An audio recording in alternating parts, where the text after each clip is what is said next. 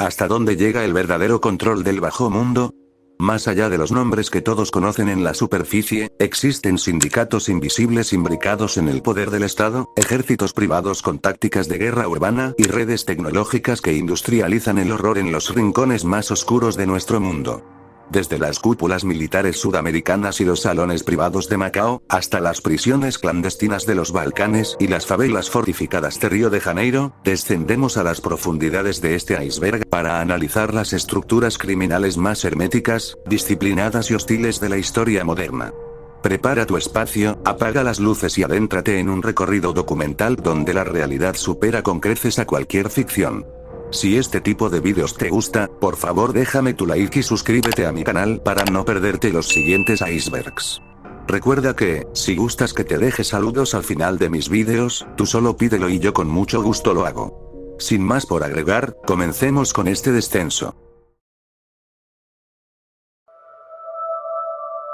Estamos en el nivel 1.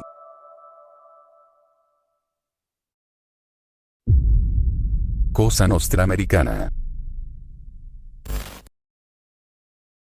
El despliegue de esta organización en el territorio estadounidense se consolidó formalmente a través de un esquema corporativo ilegal que dividió el control de la ciudad de Nueva York entre las llamadas 5 familias: Bonanno, Colombo, Gambino, Genovese y Lucchese. La estructura operativa se diseñó emulando la jerarquía militar de los clanes sicilianos, estableciendo la figura de un jefe superior apoyado por un subjefe y un consejero, quienes administraban a los capitanes encargados de dirigir a los soldados en las calles. Este sistema les permitió monopolizar sectores económicos enteros mediante el cobro forzado de cuotas a comercios legítimos, el control de los sindicatos de trabajadores de la construcción y los muelles portuarios, y la manipulación de licitaciones públicas. A nivel financiero, lavaban las ganancias obtenidas de las apuestas clandestinas y el contrabando de mercancías a través de una densa red de negocios de fachada, infiltrándose de forma profunda en la estructura social de la costa este durante gran parte del siglo XX. La cohesión interna del grupo dependía por completo de la omertá, un estricto juramento de confidencialidad que prohibía a cualquier miembro interactuar con las agencias de la ley bajo la consecuencia directa de que se le privara de la existencia de forma inmediata a él o a sus familiares.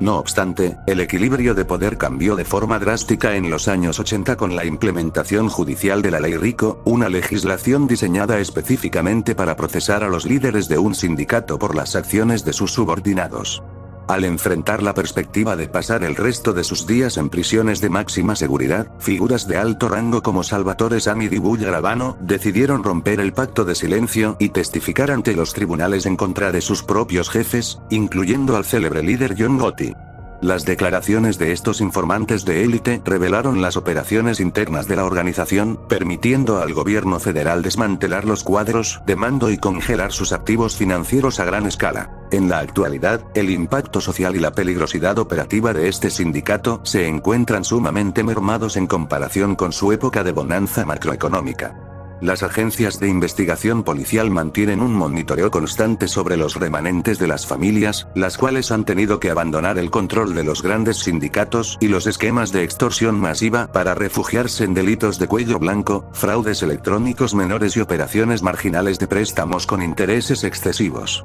La pérdida de territorio frente a agrupaciones criminales extranjeras y la constante vigilancia tecnológica han forzado a los miembros actuales a mantener un perfil extremadamente bajo para evitar el colapso definitivo de lo que alguna vez fue el imperio del crimen más influyente en la historia moderna de los Estados Unidos. Triadas de Hong Kong. Surgidas originalmente en el siglo XVII como una red de fraternidades patrióticas conocidas como la Sociedad del Cielo y la Tierra, estas agrupaciones tenían el objetivo místico y político de derrocar a la dinastía extranjera Qing para restaurar la soberanía de los Ming. A medida que las dinámicas sociales en el continente asiático evolucionaron, estas células secretas se desplazaron hacia Hong Kong, donde la rápida urbanización y los vacíos del control colonial británico facilitaron su transformación en sindicatos del crimen organizado con una estructura interna sumamente disciplinada. Cada facción, entre las que destacan Sam Yeon, 14, Kai Wo Xingwo, se organiza mediante códigos numéricos basados en la numerología mística china. Por ejemplo, el líder supremo recibe el código 489, mientras que los soldados de infantería o ejecutores son denominados con el número 49, garantizando un hermetismo absoluto y un control jerárquico inquebrantable sobre miles de integrantes. El sostenimiento económico de este conglomerado transnacional dio un salto cualitativo al abandonar las dinámicas de extorsión callejera menor para adentrarse en la globalización de los delitos de cuello blanco y la falsificación industrial a gran escala. Sus redes de operaciones abarcan la reproducción de software, componentes electrónicos, medicamentos y artículos de lujo que son distribuidos por todo el planeta utilizando las rutas marítimas del sudeste asiático que ellos mismos custodian. Asimismo, controlan esquemas de fraude financiero cibernético de alta complejidad y operaciones de blanqueo de capitales a través de la industria inmobiliaria y los sectores de entretenimiento nocturno en los centros financieros de Asia, moviendo miles de millones de dólares de manera silenciosa a través de empresas fantasma y cuentas bancarias en paraísos fiscales. Las ceremonias de iniciación en estas logias criminales mantienen una profunda carga ritual, donde los nuevos reclutas deben recitar 36 juramentos sagrados ante altares tradicionales, mezclando gotas de su propia sangre con vino en un pacto que establece que quien traicione a la hermandad sufrirá el destino de ser interceptado por una ráfaga de espadas. Pese a este trasfondo de raíces místicas y violentas, la estrategia moderna de las tríadas prioriza la estabilidad de los mercados financieros por encima del conflicto armado abierto. Los líderes evitan los tiroteos o las confrontaciones explícitas en las calles de Hong Kong, debido a que las perturbaciones del orden público atraen la atención de las fuerzas de seguridad especiales y congelan las actividades aduaneras que sostienen sus ingresos. Esta evolución hacia una delincuencia corporativa y silenciosa les ha permitido convivir de manera invisible con las estructuras del capitalismo asiático, expandiendo su influencia logística a nivel global sin la necesidad de recurrir a la violencia masiva de épocas anteriores. Yakuza japonesa.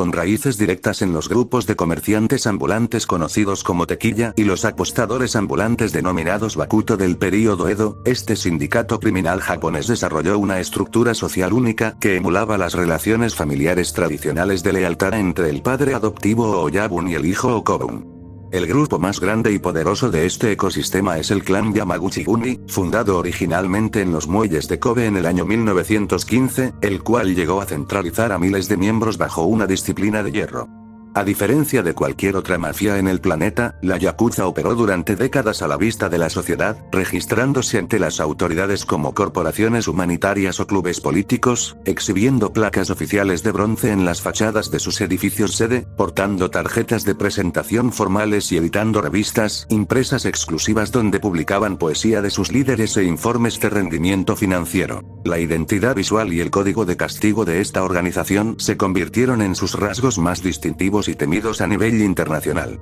El irezumi, un proceso doloroso de tatuado corporal completo realizado de manera artesanal con agujas de bambú y tinta tradicional, funcionaba como una prueba física de resistencia al dolor y un compromiso de por vida que los obligaba a marginarse permanentemente de la sociedad civil respetable. Por otra parte, cuando un subordinado cometía una negligencia operativa o desobedecía una directriz, debía llevar a cabo el ritual del yubitsume, que consistía en cortar la falange de su propio dedo meñique con un cuchillo tradicional para entregársela a su superior envuelta en un paño de seda como una disculpa formal. Este acto reducía intencionalmente el agarre de la mano del infractor, obligándolo biológicamente a depender más de la protección del clan al perder la capacidad de empuñar una espada de manera óptima. El panorama operativo para estos clanes cambió drásticamente a partir de los primeros años del siglo XXI debido a la promulgación de las ordenanzas de exclusión de la Yakuza implementadas por el gobierno japonés. Estas rigurosas normativas legales prohibieron por completo a cualquier ciudadano o corporación legítima realizar transacciones financieras con personas vinculadas al crimen organizado, lo que congeló de inmediato su acceso a cuentas bancarias, contratos de arrendamiento, seguros médicos e incluso servicios de telefonía móvil para sus integrantes. El estrangulamiento económico forzado por el Estado, sumado al envejecimiento demográfico de sus altos mandos, provocó una deserción masiva en las filas de los Yamaguchi-gumi y agrupaciones rivales, obligando a los remanentes a abandonar las extorsiones tradicionales y los esquemas de apuestas para adoptar un perfil corporativo invisible enfocado en inversiones inmobiliarias internacionales, fraudes financieros de alta tecnología y manipulación fraudulenta de mercados de valores. Mafia rusa. Gestada en las condiciones extremas y de máxima opresión del sistema de campos de trabajos forzados del Gulag durante el régimen de la antigua Unión Soviética, esta hermandad delictiva forjó una contracultura subterránea diseñada para resistir de forma absoluta la autoridad del Estado. En este entorno hostil se consolidó la élite de los Boryubezakone o ladrones en la ley, líderes criminales que operaban bajo un código de conducta inflexible que les prohibía estrictamente poseer propiedades legítimas, trabajar en empleos formales, contraer matrimonio o cooperar bajo ninguna circunstancia con los funcionarios del gobierno. Esta casta carcelaria funcionaba como un tribunal supremo dentro de las prisiones, encargándose de arbitrar las disputas entre los reclusos, regular las actividades de contrabando en las celdas y mantener una disciplina de hierro que garantizaba la sumisión total de los internos comunes ante sus directrices logísticas. La identidad, el estatus y el historial de cada integrante se codificaron a través de un intrincado y hermético sistema de lenguaje visual plasmado en tatuajes corporales realizados de forma artesanal con tinta hecha de ceniza y orina. Cada grabado poseía un significado textual preciso que describía el rango del portador. Las estrellas de 8 puntas en las rodillas indicaban que el individuo jamás se arrodillaría ante la autoridad policial, los barcos en el pecho señalaban un historial de fugas exitosas, y las imágenes religiosas o crucifijos funcionaban como marcas de lealtad al código de los ladrones principales. Carecer de un tatuaje correspondiente al estatus real o portar un diseño sin la autorización de la cúpula carcelaria se consideraba una ofensa capital, castigada de inmediato con la remoción forzada del tejido cutáneo o privando de la vida al infractor de manera quirúrgica dentro de los pabellones de aislamiento. La disolución del bloque socialista a principios de los años 90 propició que las diferentes facciones de la Bratva, como el poderoso grupo Solnsevskaya Bratva, dieran un salto estratégico hacia la economía de mercado y la globalización corporativa.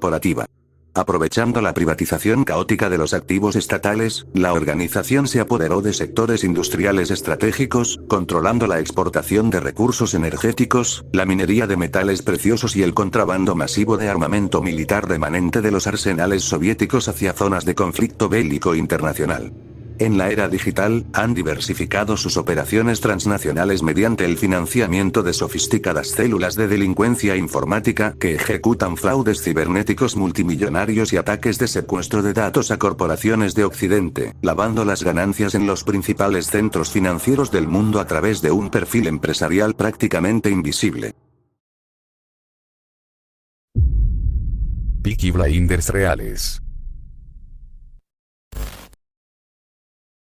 Emergiendo de los sectores más precarios y saturados de la revolución industrial en los suburbios de Small City Cheapside, en la ciudad de Birmingham, este grupo criminal de finales del siglo XIX estuvo conformado en su mayoría por jóvenes de clase obrera, desempleados y menores de edad atrapados en la pobreza extrema. Lejos del glamour y el estatus corporativo que la ficción televisiva les otorgó décadas después, los integrantes originales como Thomas Gilbert, David Taylor y Harry Fowles operaban como una pandilla callejera rústica orientada al oportunismo delictivo. Su control e influencia se limitaba al acoso de vecindarios específicos, basando su economía en el hurto de mercancías en los muelles de los canales, el asalto violento a transeúntes desarmados y la gestión de redes rudimentarias de apuestas ilegales vinculadas a las carreras de caballos y peleas de animales en los callejones traseros. El origen de su distintiva denominación y sus métodos de agresión física reflejaban la hostilidad directa con la que disputaban la autoridad en las calles británicas.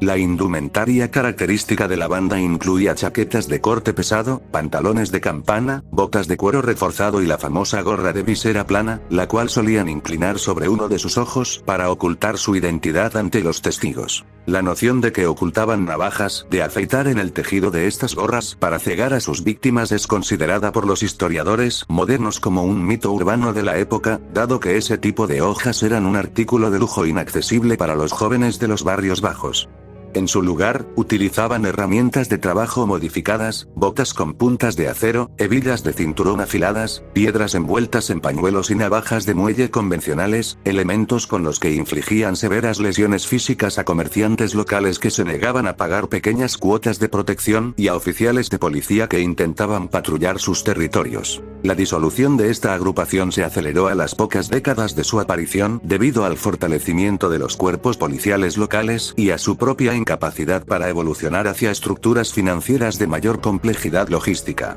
Al carecer de una visión empresarial o de conexiones con las altas esferas de la política y las finanzas, los Peaky Blinders continuaron desgastándose en reyertas callejeras de baja escala por el dominio de un par de cuadras, mientras que organizaciones criminales rivales de mayor envergadura, como la banda de los Birmingham Boys liderada por Billy Kimber, comenzaron a monopolizar los circuitos de apuestas a nivel nacional. Hacia los primeros años del siglo XX, el endurecimiento de las penas de prisión para menores de edad, la vigilancia comunitaria y la absorción forzada de sus miembros por parte de estos sindicatos criminales más organizados borraron por completo la presencia de la banda original, dejando sus nombres registrados únicamente en las viejas fichas policiales como un episodio de vandalismo urbano en la historia criminal de Inglaterra. Estamos en el nivel 2.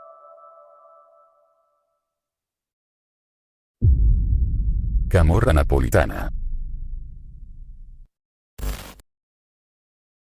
Establecida firmemente en el tejido social y urbano de la región de Campania desde el siglo XIX, esta organización delictiva se estructuró de manera horizontal, prescindiendo deliberadamente de un consejo de administración centralizado o de la figura de un jefe de jefes. Esta falta de una cúpula unificada significa que cada barrio de Nápoles y cada municipio periférico se encuentra bajo el dominio de un clan autónomo que gestiona sus propios recursos, armas y pactos de conveniencia. El control territorial se ejerce de manera asfixiante mediante el cobro del piso o impuesto de protección a todo tipo de actividades económicas, desde pequeños vendedores ambulantes hasta grandes obras de infraestructura pública, lo que genera una fricción constante entre las diferentes facciones que coexisten en la zona y fragmenta de forma permanente cualquier intento de tregua institucional. La ramificación financiera más destructiva y lucrativa de este entramado criminal se consolidó a través del fenómeno denominado las ecomafias, sector especializado en la infiltración y monopolio de los servicios de recolección y gestión de residuos urbanos e industriales.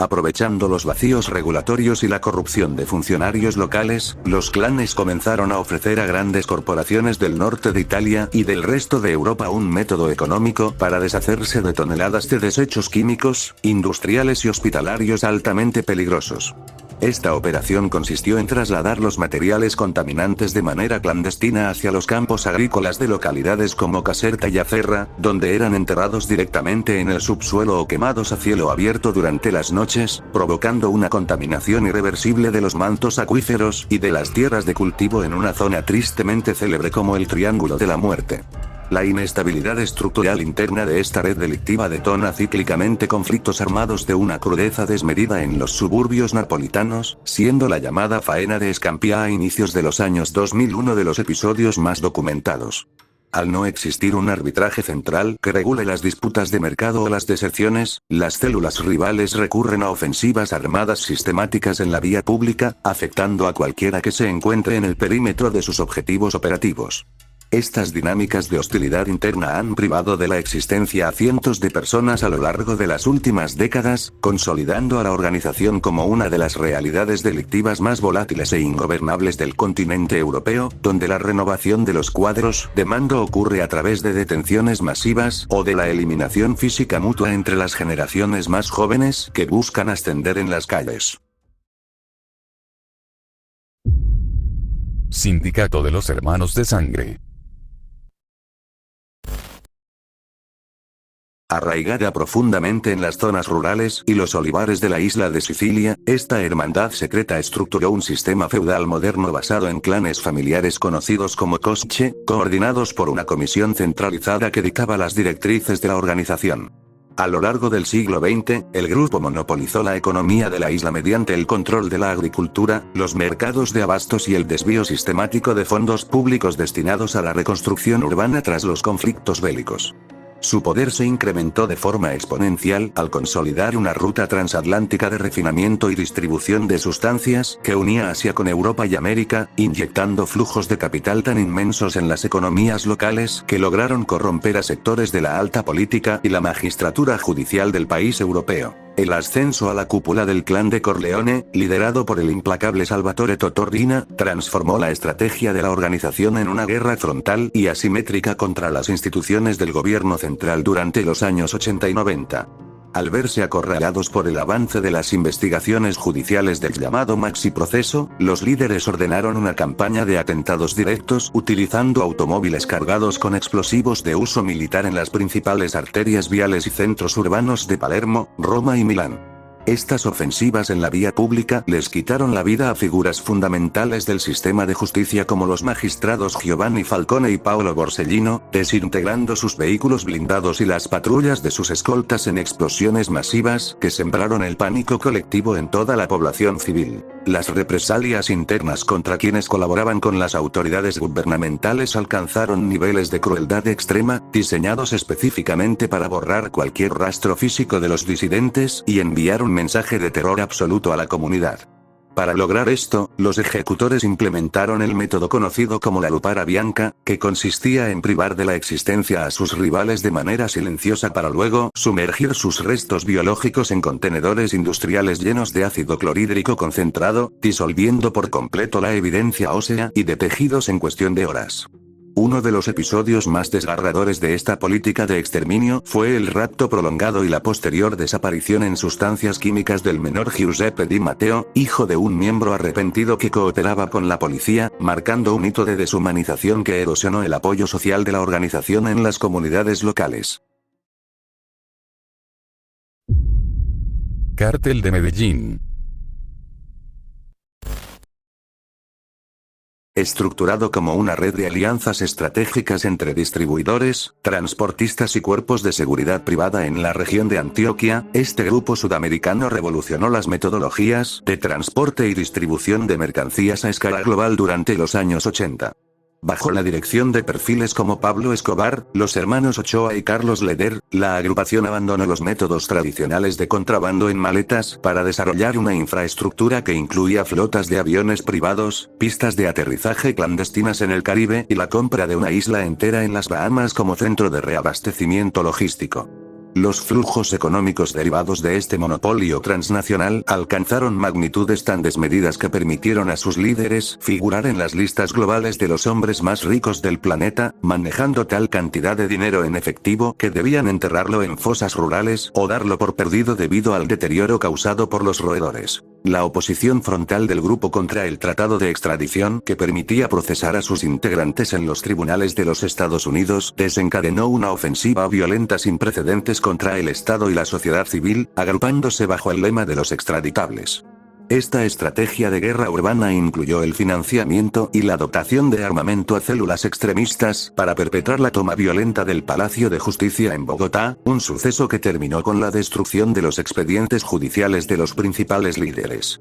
Asimismo, la organización implementó campañas sistemáticas de detonación de artefactos en zonas comerciales concurridas y sedes de entidades de seguridad pública, llegando al extremo de sabotear en pleno vuelo una aeronave comercial de Avianca con el fin de eliminar a un candidato presidencial, privando de la existencia a más de un centenar de pasajeros inocentes. El declive definitivo de esta estructura criminal se consolidó a principios de los años 90 tras la creación del Bloque de Búsqueda, una unidad de élite de las Fuerzas Armadas coordinada con agencias de inteligencia extranjeras y grupos civiles rivales conocidos como los Pepes. A través de una intensa campaña de inteligencia tecnológica y presión de campo, las autoridades lograron cercar y abatir a los principales mandos de la organización en operativos urbanos y rurales. Aunque el desmantelamiento de la cúpula central terminó con la marca operativa del grupo, el territorio experimentó una fragmentación del mercado ilegal que dio paso a nuevas agrupaciones delictivas con perfiles más discretos, dejando un profundo proceso de transformación social y cicatrices colectivas en las comunidades afectadas. Mafia albanesa. Consolidada como una de las corporaciones al margen de la ley con mayor expansión transnacional en el siglo XXI, esta red delictiva de los Balcanes opera mediante un modelo descentralizado de clanes familiares conocidos como FIS. La cohesión interna de estos grupos es prácticamente indestructible debido a que se rige por el Kanun, un compendio de leyes tradicionales medievales que norma de manera estricta la lealtad, la palabra de honor obesa, y las interacciones sociales dentro y fuera de sus fronteras. Al estar conformadas exclusivamente por lazos consanguíneos de linajes antiguos, las células operativas resultan impermeables a los intentos de infiltración por parte de las agencias de inteligencia internacionales, ya que no existe posibilidad alguna de que un agente encubierto logre ganar el estatus de confianza biológica que se exige para conocer los mandos logísticos. La aplicación de las normativas tradicionales de este código ancestral incluye el concepto de la Tjak-Marja o venganza de sangre, un mecanismo de reparación de ofensas que estipula que si el honor de un clan es vulnerado, la familia afectada tiene el derecho y la obligación de privar de la vida a los miembros varones de la estirpe agresora. Estas dinámicas de retaliación armada pueden prolongarse durante décadas o generaciones enteras, obligando a familias completas de las zonas rurales a vivir en un confinamiento permanente dentro de sus hogares fortificados para evitar ser interceptados en la vía pública por los ejecutores del bando rival. A nivel de operatividad internacional, este desprecio absoluto por las consecuencias a largo plazo y la disposición a mantener disputas violentas prolongadas les otorga una reputación sumamente hostil que disuade a agrupaciones delictivas locales de competir por sus espacios de distribución. La infraestructura económica de estos sindicatos dio un salto estratégico al monopolizar las rutas de introducción de cargamentos ilícitos a través de los grandes centros portuarios de Amberes, Rotterdam y el norte de Europa, estableciendo alianzas directas con los productores sudamericanos sin necesidad de intermediarios tradicionales. Su metodología operativa destaca por el uso de una violencia quirúrgica y selectiva, ejecutando acciones armadas de alta precisión únicamente cuando es estrictamente necesario para asegurar el control de los muelles o castigar una indiscreción financiera.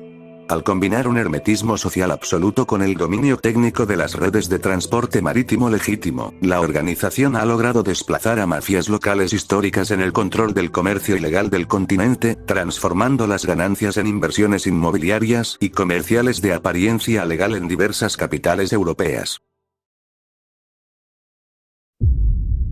Yardi jamaicana.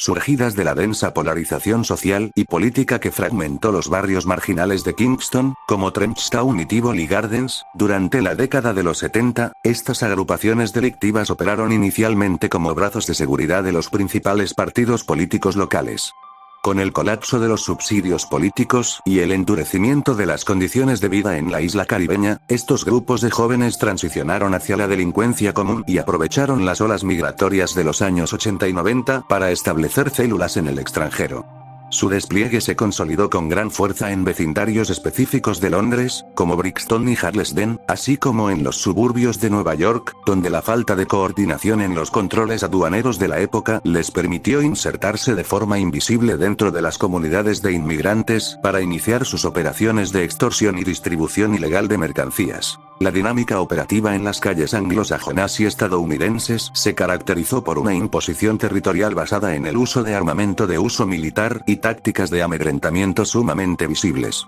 Al carecer de los canales de lavado de dinero de las mafias tradicionales, los yardis dependían del control físico absoluto de los puntos de venta en los callejones urbanos, defendiendo sus márgenes de ganancia mediante agresiones explícitas destinadas a disuadir tanto a los competidores locales como a los residentes que pretendieran alertar a las autoridades.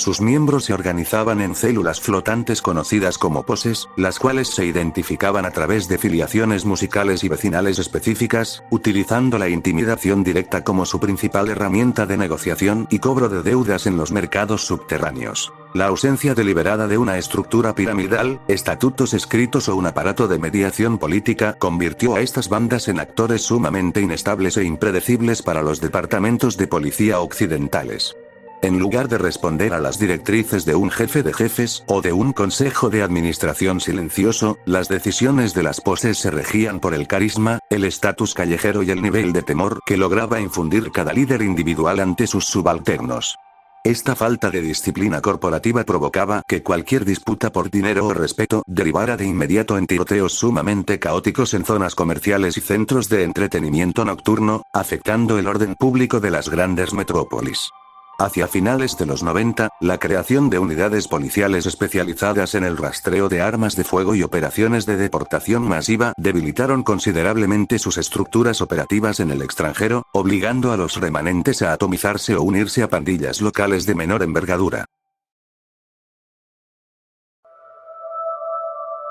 Estamos en el nivel 3. Drangheta calabresa.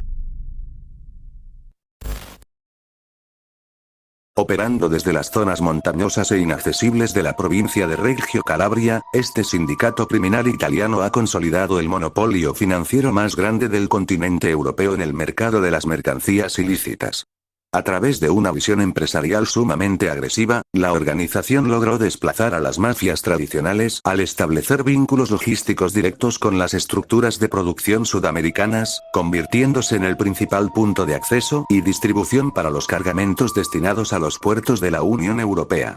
Los ingresos anuales derivados de estas operaciones superan de forma constante los presupuestos de corporaciones transnacionales legítimas, inyectando flujos masivos de capital en los circuitos de la economía global a una escala que ha reconfigurado las dinámicas del lavado de dinero a nivel macroeconómico. La invulnerabilidad estructural de este entramado delictivo radica en un diseño organizativo basado en células autónomas denominadas ndrine, las cuales coinciden exactamente con los lazos consanguíneos de las familias que gobiernan cada pueblo de la región calabresa. Al estar unidas por un código biológico indestructible, las agencias de inteligencia enfrentan una barrera impenetrable, ya que no existe margen para reclutar informantes internos o arrepentidos que decidan cooperar con los tribunales de justicia. Una delación implicaría testificar directamente contra los propios padres, hermanos o hijos del infractor, lo que reduce las deserciones a niveles prácticamente inexistentes. Incluso sus ritos de iniciación de origen masónico, conocidos como el San Luca, se realizan bajo un absoluto secreto familiar que garantiza la lealtad eterna de los integrantes desde su juventud. El mantenimiento de un perfil extremadamente discreto e invisible para el ojo público constituye la estrategia central de sus líderes, quienes prohíben de forma estricta los despliegues de violencia ostentosa fuera de sus territorios de origen para evitar las investigaciones gubernamentales a gran escala. Las inmensas fortunas acumuladas por las ndrine son canalizadas silenciosamente hacia el circuito financiero internacional, adquiriendo cadenas hoteleras, empresas globales de construcción, redes de transporte logístico y adjudicándose contratos millonarios de obra pública en países como Alemania, Canadá y Australia. Este camuflaje corporativo les permite operar como un estado invisible dentro del sistema económico mundial, donde sus decisiones financieras tienen la capacidad de alterar economías locales sin la necesidad de realizar un solo disparo en la vía pública. Cártel de Sinaloa. Establecido formalmente en las regiones montañosas del noroeste de México, este conglomerado criminal transnacional evolucionó de ser una asociación de cultivadores locales a convertirse en una federación de facciones con operaciones logísticas en los 5 continentes. Su modelo organizativo funciona de manera similar al de una empresa multinacional de distribución, fragmentando las tareas operativas en células independientes especializadas en la adquisición de precursores, el transporte marítimo, la seguridad armada y el blanqueo de capitales a través de sistemas bancarios internacionales. El despliegue de su infraestructura global les permite coordinar el movimiento de mercancías desde laboratorios clandestinos en Asia y Sudamérica hasta los mercados de consumo en Europa, Oceanía y América del Norte, utilizando empresas de fachada marítimas y comerciales legítimas para camuflar sus operaciones a gran escala. La capacidad de infiltración en los aparatos institucionales representa el pilar fundamental que ha garantizado la longevidad y protección de sus principales líderes a lo largo de las décadas. Mediante el uso sistemático de recursos económicos desmedidos, la organización logró neutralizar las acciones de los cuerpos de seguridad pública y mandos judiciales en los 3 niveles de gobierno, creando redes de protección que facilitaron el flujo ininterrumpido de sus cargamentos. Esta impunidad estructural les permitió financiar obras de alta ingeniería civil, destacando el diseño y construcción de túneles transfronterizos equipados con sistemas de ventilación, iluminación y rieles electrificados automatizados para cruzar aduanas internacionales, además de operar flotas de aeronaves privadas que despegaban desde pistas clandestinas custodiadas por personal con entrenamiento táctico. El viraje estratégico más rentable y destructivo de la agrupación se consolidó al liderar la transición industrial hacia el mercado de las sustancias sintéticas de base química, abandonando la dependencia exclusiva de los cultivos orgánicos tradicionales. Al industrializar la producción masiva de compuestos altamente adictivos y de bajo costo de fabricación en laboratorios urbanos ocultos, la organización maximizó sus márgenes de ganancia de forma exponencial, reduciendo los tiempos de traslado y burlando los métodos de detección aduanera convencionales. Esta mutación operativa inyectó flujos de capital sin precedentes a las arcas del grupo, detonando paralelamente una emergencia sanitaria de proporciones históricas en los países consumidores, debido al índice de letalidad de los nuevos compuestos químicos distribuidos masivamente en las calles. Mafia turca. Establecidas de forma estratégica en el cruce de caminos geográfico entre los continentes asiático y europeo, estas redes criminales aprovecharon la posición de Turquía como la puerta de entrada natural hacia los mercados occidentales para consolidar un monopolio absoluto sobre las rutas de transporte terrestre, conocidas en el ámbito de la seguridad internacional como la Ruta de los Balcanes. Las facciones, lideradas históricamente por figuras que operan bajo esquemas de clanes familiares tradicionales, transformaron las redes de transporte de carga y las flotas de camiones comerciales legítimos en una infraestructura logística de alta eficiencia para mover de manera masiva todo tipo de cargamentos prohibidos hacia los centros de consumo en Europa Occidental. Esta operatividad se sostiene mediante el control directo de los pasos fronterizos clave y las principales autopistas que atraviesan la península de Anatolia, permitiéndoles mover toneladas de mercancías de forma continua sin levantar sospechas en las aduanas internacionales. La principal característica estructural de este sindicato criminal radica en su profunda y longeva imbricación con sectores de la política nacionalista de extrema derecha y agrupaciones paramilitares del país euroasiático, un fenómeno que quedó expuesto a nivel internacional tras el célebre accidente automovilístico de Susurluk en los años 90, donde un líder mafioso, un alto mando policial y un miembro del parlamento viajaban en el mismo vehículo. Estos vínculos históricos proporcionaron a las organizaciones una cobertura institucional de primer nivel, permitiendo que capos de gran envergadura operaran con pasaportes oficiales, recibieran protección gubernamental y ejecutaran operaciones especiales en beneficio de agendas políticas a cambio de una impunidad total dentro de las fronteras nacionales. Esta alianza estratégica convirtió a la mafia en un actor con una inmensa capacidad de influencia en las estructuras del Estado, blindando sus actividades financieras frente a las investigaciones de las agencias policiales convencionales. En el plano operativo internacional, las células de esta organización son ampliamente respetadas por los demás sindicatos del crimen debido a la disciplina de sus integrantes y a la extrema frialdad con la que defienden sus márgenes de ganancia frente a las bandas rivales en suelo europeo. Al expandir sus operaciones hacia ciudades como Londres, Berlín y Ámsterdam para controlar la distribución mayorista, los grupos turcos establecieron un control férreo de las zonas comerciales locales mediante el uso de una violencia focalizada que evita el escándalo público, pero que neutraliza de forma inmediata cualquier intento de competencia. Sus recursos económicos son integrados de vuelta al circuito legal mediante la adquisición de constructoras, empresas transnacionales de logística vial y negocios de importación y exportación, logrando que sus flujos de capital caminen de la mano con el comercio internacional legítimo sin que las autoridades logren desmantelar sus cuadros de mando. Cártel del Golfo. Con orígenes que se remontan a la época de la prohibición en la primera mitad del siglo XX como un grupo dedicado al contrabando de alcohol en la frontera noreste de México, esta organización se consolidó como una de las estructuras delictivas más antiguas y con mayor arraigo logístico en el continente americano. Durante décadas, el grupo controló las rutas de tráfico del litoral del Atlántico, desarrollando un perfil principalmente negociador que basaba su permanencia en la corrupción institucional y el control discreto de los pasos aduaneros.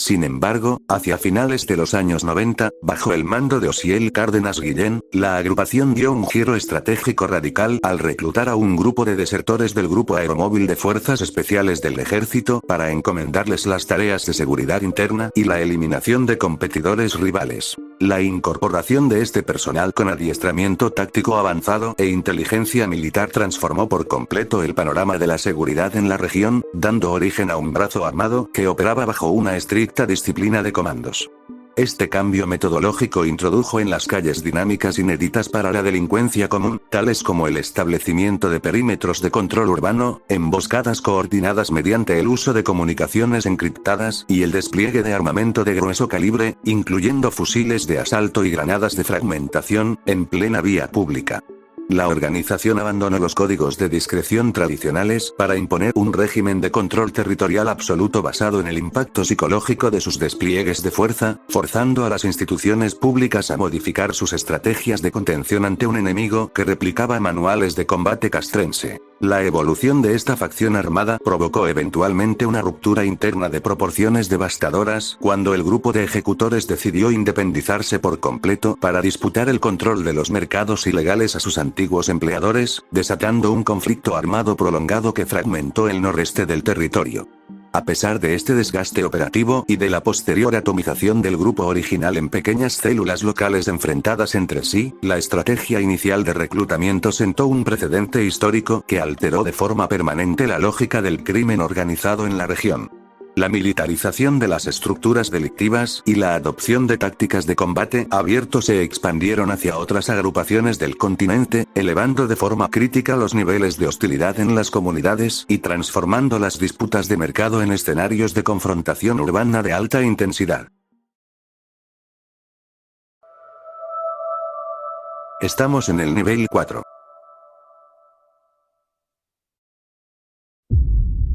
Los Zetas. Surgidos como una estructura independiente hacia finales de la década de los 2000 tras su ruptura con el grupo que originalmente los había reclutado, este sindicato criminal compuesto por exmilitares con adiestramiento de élite revolucionó de forma trágica las metodologías de dominio territorial en el continente americano. Al aplicar manuales de contrainteligencia, tácticas de asalto urbano y dinámicas de guerra psicológica adquiridas durante su formación institucional, la organización prescindió de los canales tradicionales de negociación política y optó por implantar un modelo de control basado en el terror absoluto. Su diseño organizativo se estructuró de manera estrictamente vertical y jerárquica, emulando la cadena de mando de un cuerpo castrense, lo que les permitió expandirse con rapidez a lo largo del litoral del Golfo y hacia el centro y sur del territorio, ocupando plazas mediante el despliegue de células fuertemente armadas conocidas como estacas. La principal aportación de este grupo a la dinámica delictiva global fue la introducción de métodos de eliminación física extremadamente gráficos y deshumanizantes, los cuales eran registrados minuciosamente en formatos audiovisuales para ser difundidos de manera masiva a través de plataformas digitales e Internet. Estas filmaciones, diseñadas específicamente como herramientas de propaganda y guerra psicológica, buscaban neutralizar la capacidad de respuesta de las agencias de seguridad pública, quebrar la resistencia de las agrupaciones rivales y paralizar la libre expresión de la sociedad civil mediante la exhibición explícita de la crueldad. Los despliegues de hostilidad en la vía pública, que incluían la colocación de mensajes intimidatorios en puentes peatonales y la exposición de restos biológicos en plazas concurridas, transformaron los entornos urbanos en escenarios de horror cotidiano, modificando de forma permanente la percepción de la seguridad en las comunidades afectadas. A diferencia de las mafias tradicionales, que basaban su economía casi exclusivamente en el tránsito transnacional de mercancías prohibidas, esta corporación criminal diversificó sus fuentes de ingresos mediante la industrialización de delitos de alto impacto social, ensañándose de manera particular con las poblaciones más vulnerables. La organización implementó redes a gran escala dedicadas a la extorsión de todo tipo de comercios legítimos y al secuestro masivo de migrantes en tránsito, a quienes interceptaban en rutas ferroviarias y de autobuses para exigir rescates económicos a sus familias en el extranjero o forzarlos a integrarse de manera obligatoria a sus filas operativas. La negativa a cooperar o la incapacidad financiera de las víctimas derivó en tragedias humanitarias masivas y ejecuciones clandestinas de proporciones históricas en localidades rurales como San Fernando, sucesos que conmocionaron a los organismos internacionales de derechos humanos y marcaron el período más oscuro y doloroso en la historia de la seguridad regional. Mara Salvatrucha. Originada durante la década de los 80 en los suburbios marginales de Los Ángeles, California, esta estructura delictiva se conformó inicialmente como un mecanismo de autodefensa por parte de jóvenes refugiados centroamericanos que huían de los conflictos armados internos de sus naciones de origen. Al encontrarse en un entorno urbano hostil y segregado, los miembros fundadores fusionaron la disciplina y el trauma de la cultura de posguerra con las dinámicas de las pandillas callejeras estadounidenses, creando una identidad colectiva sumamente agresiva. Sin embargo, el punto de inflexión que transformó a esta agrupación en una amenaza transnacional se consolidó a mediados de los años 90, cuando las reformas a las leyes migratorias de los Estados Unidos provocaron la deportación masiva de miles de estos jóvenes hacia países como El Salvador, Honduras y Guatemala, territorios con instituciones gubernamentales sumamente debilitadas que no contaban con la capacidad logística ni policial para contener el despliegue de estas células en sus barrios marginales. La cohesión interna de la organización se sostiene mediante un código de conducta inflexible donde la deserción, la indiscreción financiera o la delación ante las autoridades gubernamentales son castigadas de manera inmediata privando de la vida al infractor. Su metodología de control territorial se caracteriza por una hostilidad directa y el uso sistemático de herramientas de labranza modificadas, como machetes, para perpetrar agresiones físicas sumamente brutales contra miembros de bandas rivales y civiles de las comunidades, buscando generar un impacto psicológico que anule cualquier intento de resistencia comunitaria.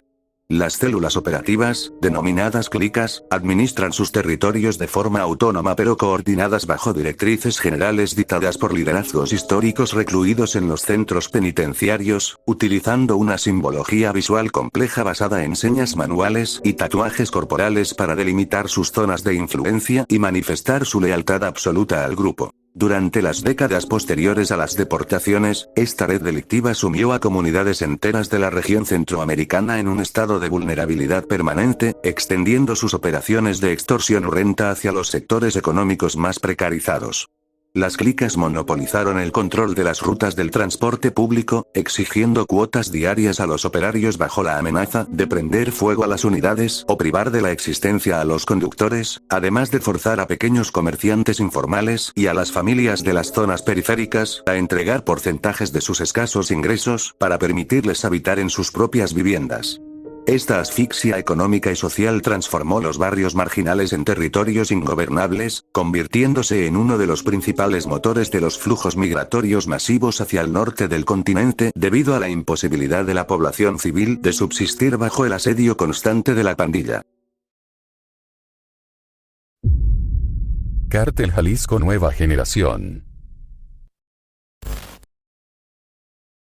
Surgido originalmente como una ramificación de seguridad dedicada a disputar territorios en el occidente de México, este conglomerado delictivo transnacional experimentó una expansión vertiginosa durante la década de los 2010 bajo la dirección de Nemesio Oseguera Cervantes, alias El Mencho. Clasificado por las agencias de inteligencia internacionales como una de las organizaciones criminales con mayor capacidad de fuego y despliegue logístico a nivel global, el grupo se estructuró mediante un modelo de franquicias delictivas fuertemente armadas que operan con recursos financieros casi ilimitados. Su estrategia de crecimiento combinó la penetración en los mercados transnacionales de sustancias sintéticas con una política de confrontación directa y abierta contra las instituciones de seguridad del Estado, lo que les permitió disputar el control de aduanas, puertos marítimos estratégicos y rutas terrestres de introducción de precursores químicos a gran escala. La operatividad de sus células armadas transformó las dinámicas del conflicto interno mediante la adopción de una estética y un equipamiento de naturaleza estrictamente militar, presentándose públicamente como ejércitos privados en grabaciones propagandísticas difundidas en redes sociales.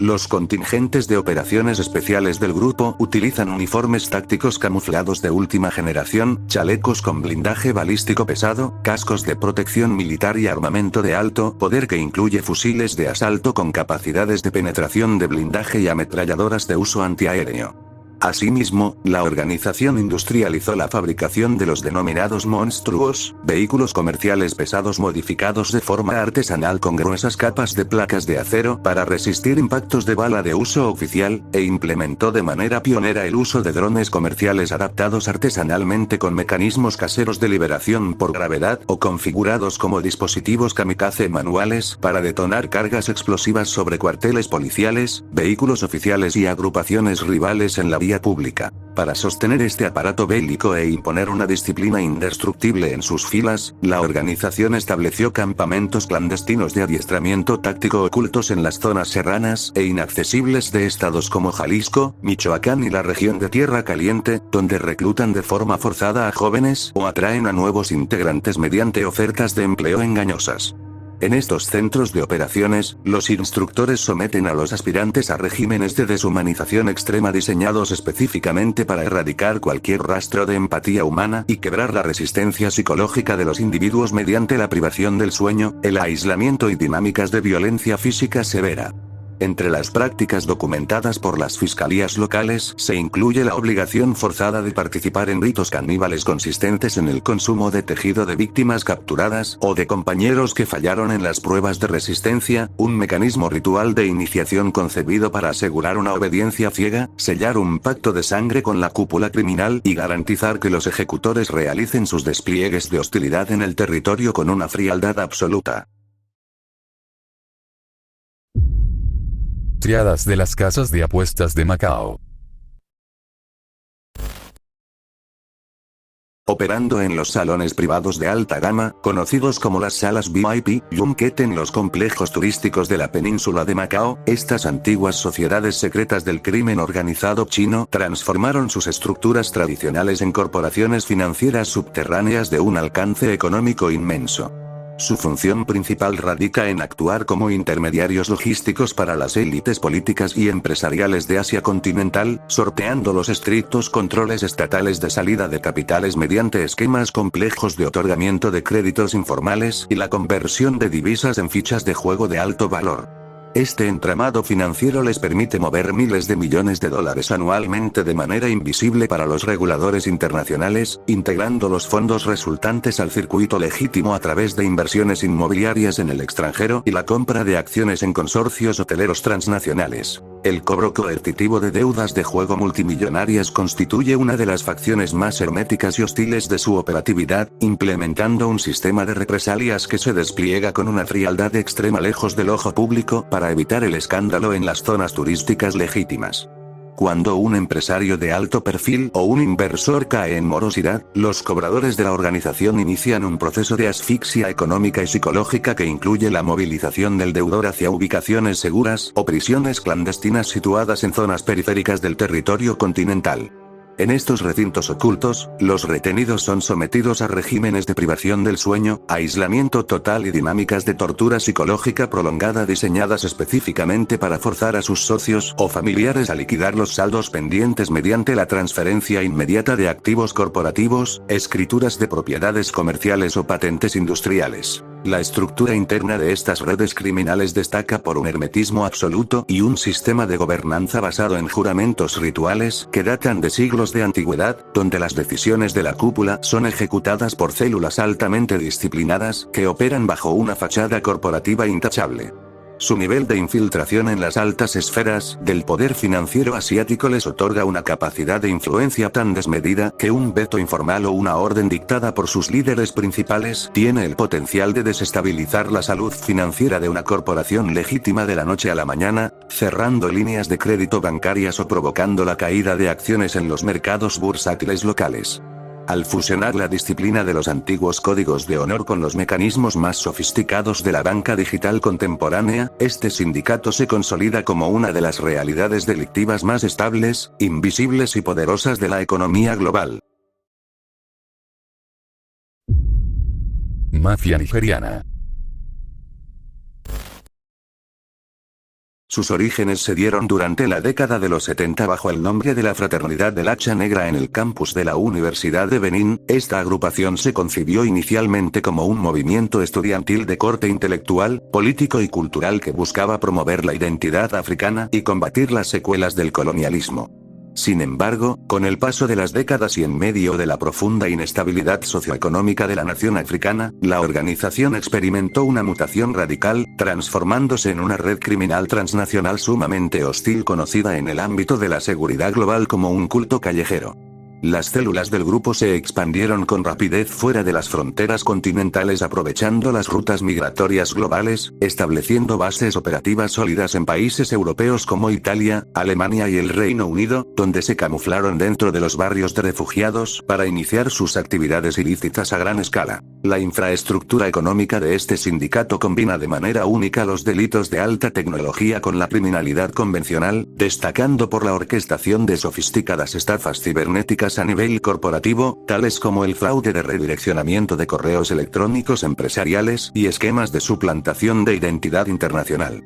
Estas operaciones virtuales, ejecutadas por miembros con educación universitaria que dominan las herramientas informáticas avanzadas, les permiten desviar flujos multimillonarios de capital de empresas occidentales de manera remota, enviando las ganancias a través de redes informales de transferencia de fondos. Paralelamente, en el plano físico, la organización ejerce un control territorial implacable en los suburbios donde se asienta, financiando su despliegue mediante el cobro de cuotas de protección a comercios locales, la extorsión y el tráfico de mercancías prohibidas, imponiendo su dominio mediante agresiones físicas masivas destinadas a neutralizar cualquier intento de resistencia comunitaria. La cohesión interna y la disciplina inquebrantable de sus integrantes se sostienen mediante la implementación de ritos de iniciación de corte esotérico y religioso basados en el misticismo local, donde los aspirantes son sometidos a extenuantes pruebas de resistencia física, golpizas sistemáticas y juramentos de sangre sagrados que conllevan la muerte espiritual y física en caso de traición. Estos rituales generan un condicionamiento psicológico tan profundo que los miembros muestran una resistencia total ante los métodos de interrogatorio policial clásicos en Occidente, manteniendo un hermetismo absoluto que frustra las investigaciones judiciales de los departamentos de contrainteligencia. Asimismo, para castigar la disidencia interna o amedrentar a las agrupaciones rivales en las calles, los ejecutores recurren de forma sistemática al uso de armas blancas como hachas y machetes, perpetrando actos de tortura extrema que sirven como recordatorio visual del precio que se paga por quebrantar los estatutos de la hermandad. Estamos en el nivel 5.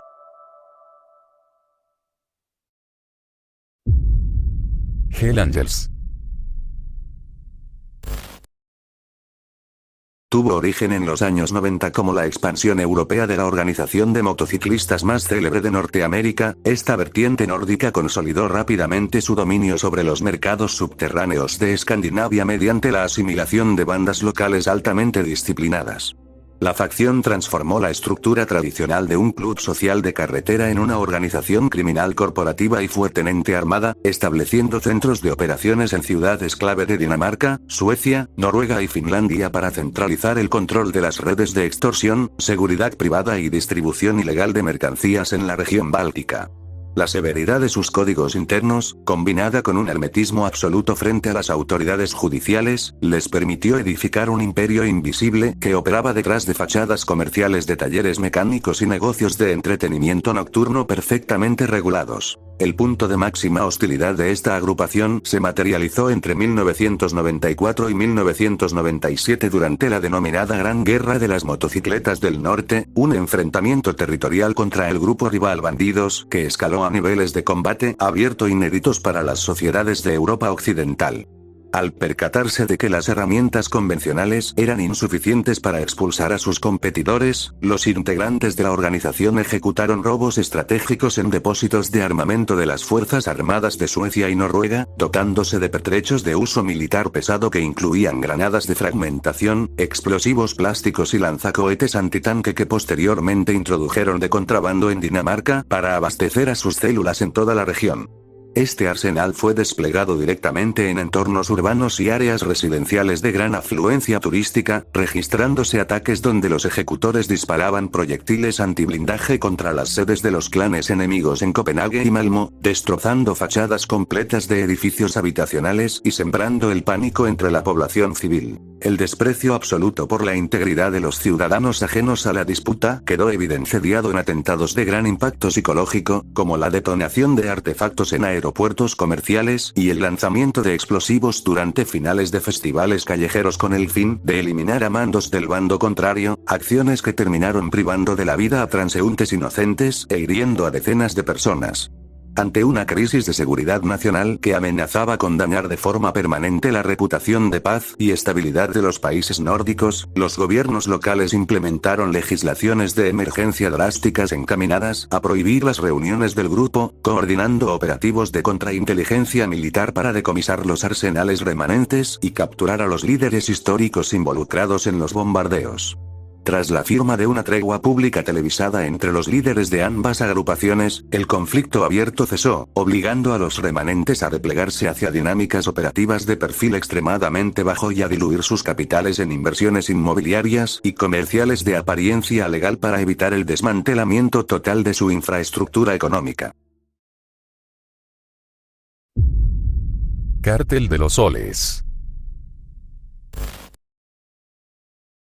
Gestado y consolidado en los sectores más profundos del aparato institucional de una nación sudamericana, este sindicato criminal de naturaleza estatal representa uno de los modelos de delincuencia organizada más complejos del siglo XXI, al mimetizarse por completo con la estructura de las Fuerzas Armadas de Venezuela.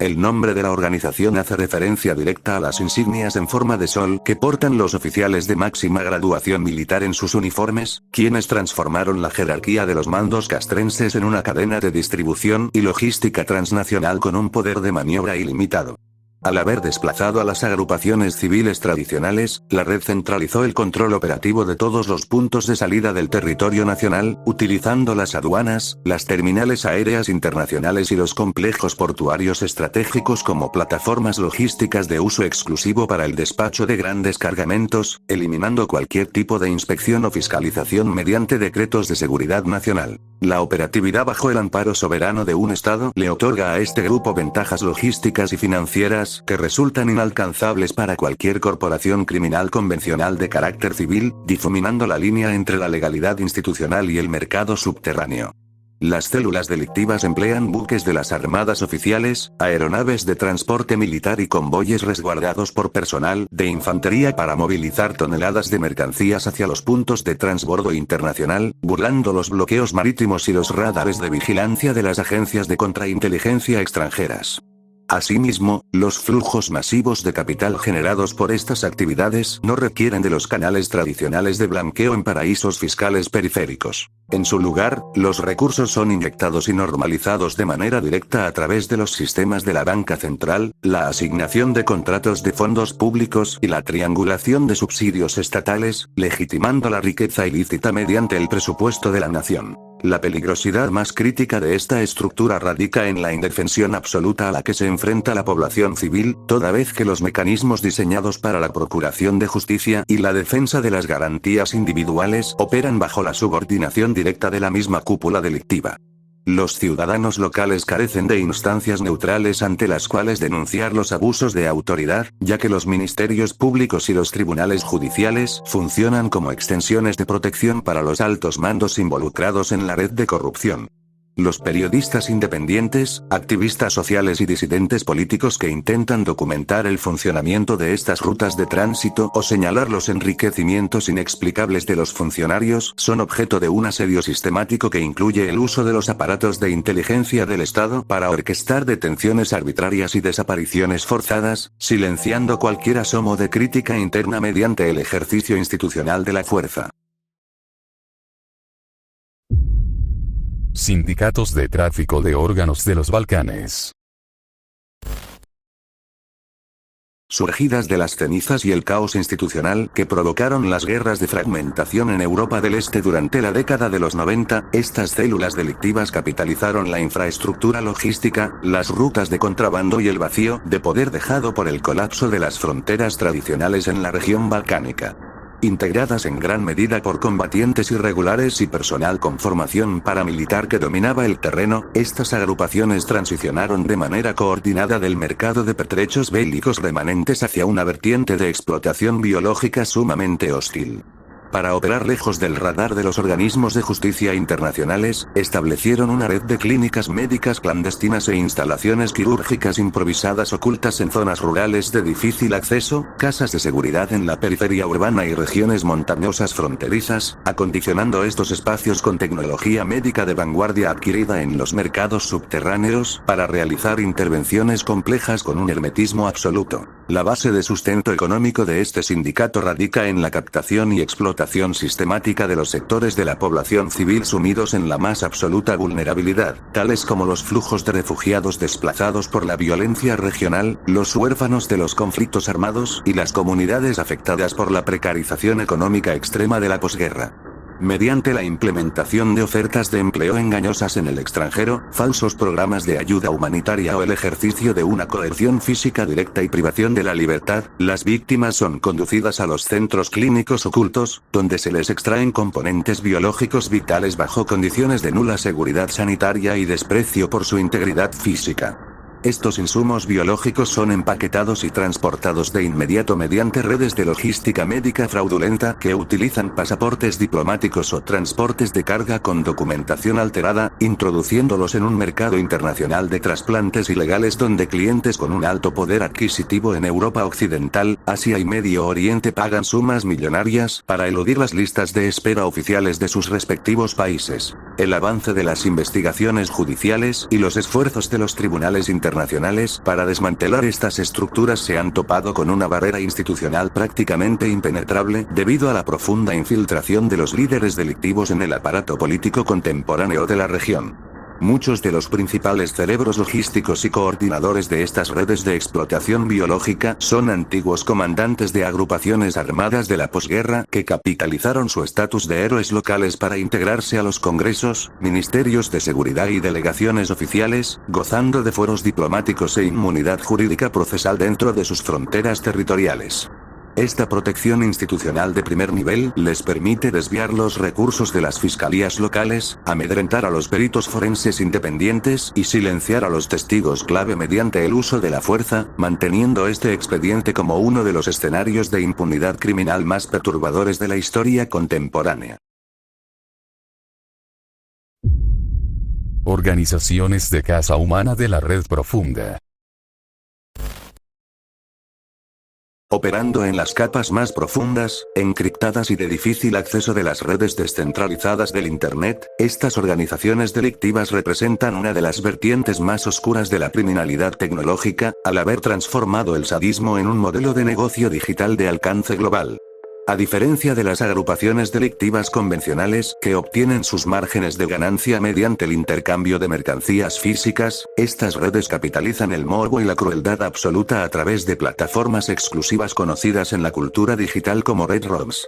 El financiamiento de esta infraestructura tecnológica proviene de una selecta cartera de usuarios anónimos de alto poder adquisitivo en todo el mundo, quienes utilizan navegadores configurados de forma especial y realizan transferencias masivas de activos virtuales y criptomonedas imposibles de rastrear para obtener códigos de acceso únicos, los cuales les permiten presenciar y, en los niveles más costosos, interactuar y dictar las dinámicas de agresiones físicas extremas transmitidas en tiempo real sobre personas en cautiverio. La estrategia de captación de insumos de este sindicato se ensaña de manera particular con ciudadanos de países en vías de desarrollo o regiones afectadas por una profunda inestabilidad institucional, donde las agencias de seguridad locales carecen de las herramientas forenses necesarias para investigar las desapariciones.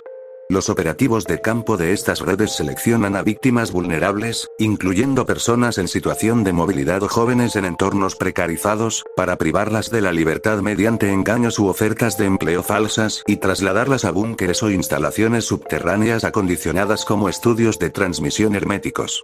La operatividad se diseña para que los servidores informáticos que alojan la señal de video reboten constantemente a través de múltiples puentes de encriptación en jurisdicciones internacionales que no cuentan con tratados de cooperación cibernética, logrando que la ubicación física del centro de transmisión permanezca invisible para los radares convencionales mientras se ejecuta la deshumanización sistemática de los retenidos. La complejidad técnica y el impacto psicológico derivado de estas operaciones han rebasado por completo las capacidades de los departamentos de policía tradicionales, forzando la cooperación inédita de agencias de inteligencia global para estructurar divisiones especializadas en contrainteligencia cibernética e informática forense de alta especialidad. Estos cuerpos policiales internacionales dedican sus esfuerzos a infiltrar los foros de discusión privados mediante identidades encubiertas virtuales, analizando los metadatos ocultos en las transmisiones, los patrones de minería de las criptomonedas y las frecuencias de audio ambientales para intentar geolocalizar los servidores antes de que los administradores eliminen los rastros digitales. El desmantelamiento de estas células se ha convertido en una prioridad absoluta para la comunidad internacional, ya que sus actividades no solo representan una flagrante violación a las garantías individuales más fundamentales, sino que consolidan un escenario de degradación ética donde las herramientas de la era de la información son utilizadas para industrializar el horror lejos del alcance de la justicia ordinaria. Comando Vermelo y las milicias de las favelas. Originado a finales de la década de los 70 en el interior del Instituto Penal Cándido Méndez, en Isla Grande, este sindicato criminal nació de la convivencia forzada entre prisioneros comunes y militantes políticos de izquierda, fusionando la disciplina y las tácticas de guerrilla urbana con las dinámicas de la delincuencia organizada. Al expandirse hacia las zonas periféricas de Río de Janeiro, la organización estructuró una red de control territorial basada en la distribución mayorista de mercancías prohibidas, utilizando la intrincada y densa geografía de los cerros y las barriadas marginales para fortificar sus centros operativos. Paralelamente, en las últimas décadas surgieron las denominadas milicias paramilitares, agrupaciones delictivas integradas por exoficiales de policía, bomberos y miembros activos de los cuerpos de seguridad pública fuera de servicio, quienes inicialmente se presentaron como frentes de autodefensa comunitaria frente al narcotráfico, pero que rápidamente mutaron en mafias corporativas que disputan calle por calle el dominio de la metrópoli. Ambas facciones operan de facto como mini-estados feudales incrustados en los márgenes de la legalidad institucional, imponiendo un régimen totalitario donde la soberanía del gobierno legítimo ha sido erradicada por completo. En los territorios bajo su dominio, las jefaturas criminales dictan toques de queda obligatorios, regulan el tránsito de personas ajenas a la comunidad e implantan un sistema de recaudación fiscal ilegal extremadamente lucrativo que asfixia a la población local, forzando a los residentes a pagar cuotas sobre servicios básicos indispensables como la distribución de cilindros de gas, las conexiones piratas de energía eléctrica, el suministro de agua potable y el acceso a redes de Internet.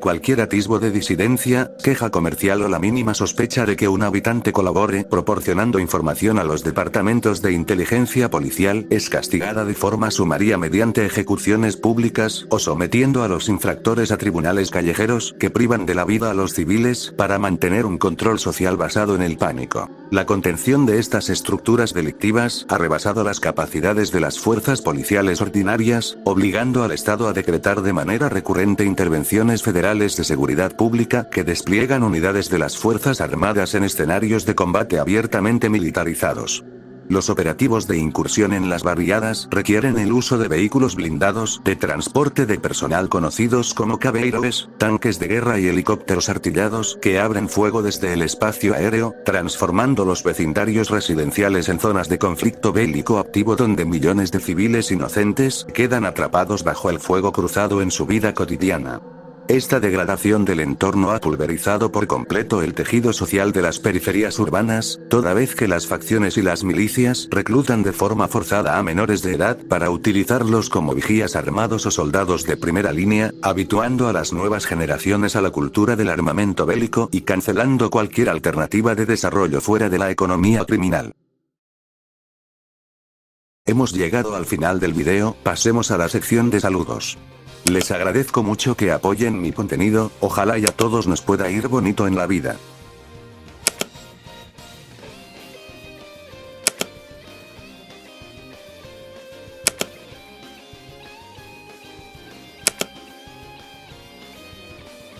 Si este video ha sido de tu agrado, por favor dale like, comenta cuál fue el cartel o la mafia que más te ha dejado impactado o si hay alguna otra que pueda quedar en una segunda parte, compartir mi video con algún amigo o conocido tuyo y suscribirte a mi canal, por favor. Hasta pronto, cuídense mucho.